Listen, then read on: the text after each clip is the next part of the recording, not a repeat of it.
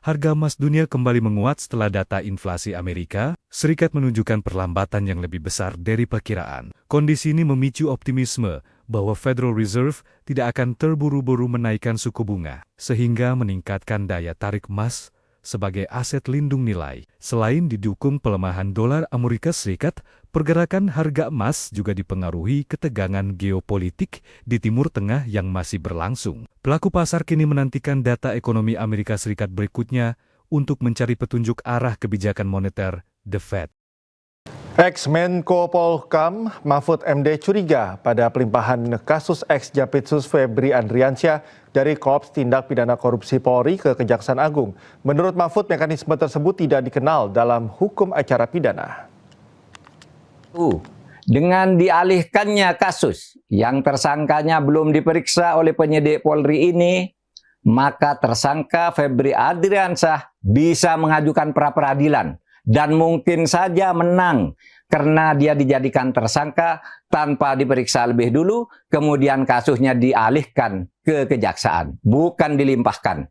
Kalau dilimpahkan itu secara hukum benar, tapi harus diperiksa dulu. Yang kedua, mungkin saja Febri tidak mengajukan pra-peradilan, tetapi kejaksaan sengaja memperlambat kelanjutan penyidikan, bahkan bisa mementahkan beberapa bagiannya, sehingga masalahnya terlokalisir pada tersangka yang sudah ada tanpa boleh merambah ke yang lebih atas. Atau tanpa boleh merambah ke pelaku-pelaku lain yang mungkin juga ikut terlibat. 3, bisa saja kasus ini diambangkan untuk pada akhirnya dideponer. Kalau ini terjadi, sungguh mengerikan. Adakah kita ini akan sungguh-sungguh memberantas korupsi jika begini cara yang dilakukan? Perkembangan yang terjadi sejak Sabtu tanggal 11 Juli 2026 jam 15 WIB memang sangat mengkhawatirkan bagi perkembangan dunia hukum kita.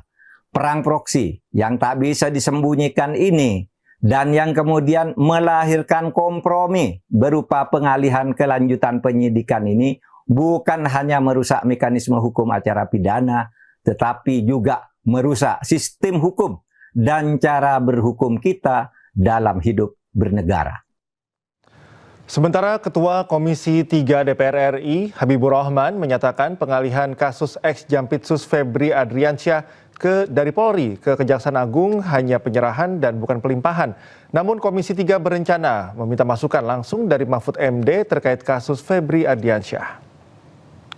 Kami ini anggota DPR bukan hanya berkepentingan untuk bicara, tapi kami justru harus mendengar, termasuk masukan dari Pak Mahfud. Apakah sudah sesuai dengan KUHP atau belum?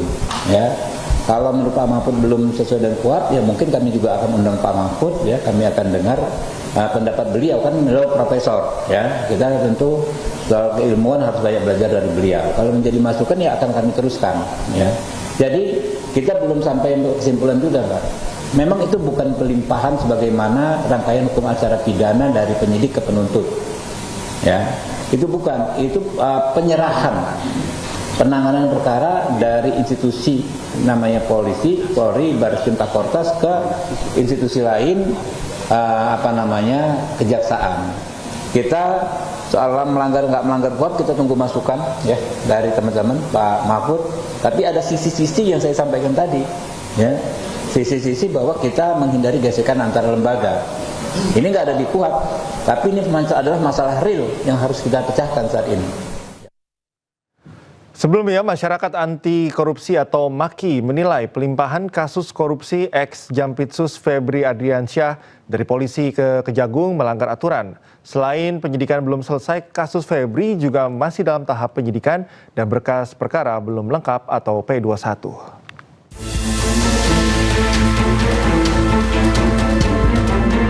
Setelah mengundurkan diri sebagai Jampitsus, polisi langsung menetapkan Febri Adriansyah sebagai tersangka korupsi dan tindak pidana pencucian uang. Polisi pun segera melimpahkan penanganan perkara ke Kejaksaan Agung. Koordinator Masyarakat Anti Korupsi atau MAKI Boyamin Saiman menilai pelimpahan perkara Febri ke Kejaksaan Agung melanggar banyak aturan. Pasalnya, pelimpahan perkara kepada kejaksaan hanya bisa dilakukan saat penyidikan telah selesai dan berkas perkara telah lengkap atau P21. Berdasarkan Undang-Undang KPK, yang berhak melimpahkan dan mengambil alih itu hanya KPK. Kalau dari penyidik kepada kejaksaan itu hanya pelimpahan berkas perkara atau penyerahan berkas perkara untuk dinilai lengkap atau masih kurang sehingga diberi petunjuk gitu. Nah, kalau lengkap dinyatakan lengkap maka diserahkan tersangka dan barang buktinya. Dan kalau tidak lengkap dilengkapi lagi gitu di petunjuknya gitu. Nah, ini polisi belum melakukan apa-apa, baru menggeledah, belum melakukan pemeriksaan saksi, belum menggeledah yang lebih jauh lagi kalau memang ada, dan kemudian belum menghitung kerugian negara. Tiba-tiba disuruh melakukan pelimpahan kepada kejaksaan. Ini betul-betul prematur, ini betul-betul dibunuh sebelum lahir bahkan gitu. Jadi ini yang menurut saya salah kaprah, melanggar KUHAP. Sementara itu, menurut Kortas Tipikor Polri, pelimpahan kasus Febri ke Kejagung dilakukan demi membangun sinergi kelembagaan antar penegak hukum. Yang pertama, kita telah sepakat dengan Kejaksaan Agung bahwa penanganan Polri, penanganan penyidikan terhadap 3 perkara telah dilimpahkan ke Kejaksaan Agung dalam rangka untuk sinergitas yang tadi telah disampaikan oleh PLT Jampitsus. Febri Ardiansah ditetapkan polisi sebagai tersangka korupsi untuk 3 kasus sekaligus, yakni korupsi pasokan batubara PLN, PT Asabri, dan PT Krakatau Steel. Sebelumnya, polisi telah menggeledah 13 lokasi, salah satunya rumah Febri di Sentul, Jawa Barat. Polisi mengamankan 476 miliar rupiah dan 74 kg batang emas. Walaupun sudah ditetapkan sebagai tersangka, namun hingga kini ex-Jampitsus itu belum ditahan, bahkan belum diketahui di mana rimbanya. Tim Liputan iNews melaporkan. Dalam laporan harta kekayaan penyelenggara negara atau LHKPN, ex-Jampitsus Febri Adriansyah yang menjadi tersangka dalam dugaan korupsi dan TPPU hanya tertera 18,26 miliar rupiah. Sementara jumlah uang tunai yang disita 30 kali lipat dari harta yang dilaporkan.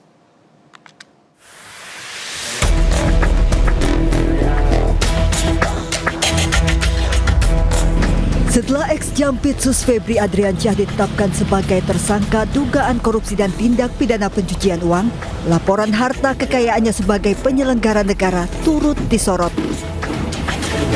Febri Adriansyah melaporkan harta kekayaannya per 31 Desember 2025 terdiri dari tanah dan bangunan merupakan aset yang terbesar. Alat transportasi dan mesin,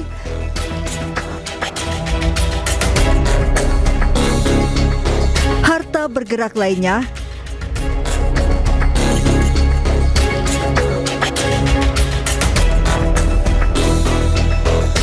kas dan setara kas serta harta lainnya.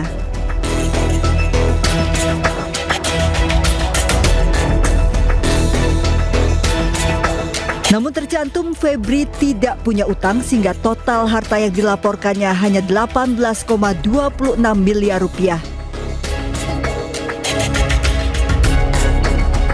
Dari jumlah LHKPN ini terdapat kesenjangan dengan temuan barang bukti fantastis, uang tunai dan emas batangan yang disita Kortas Tipikor Polri sejumlah 543,2 miliar rupiah dan 74 kg emas batangan.